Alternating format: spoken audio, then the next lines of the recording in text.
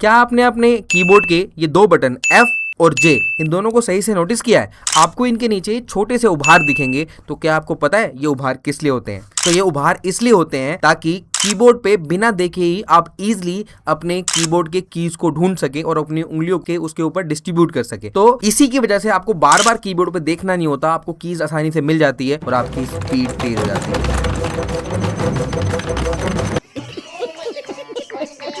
अगर आपको कंप्यूटर की ऐसी टिप्स की वीडियोस पसंद है तो हमें सब्सक्राइब करना ना भूलें।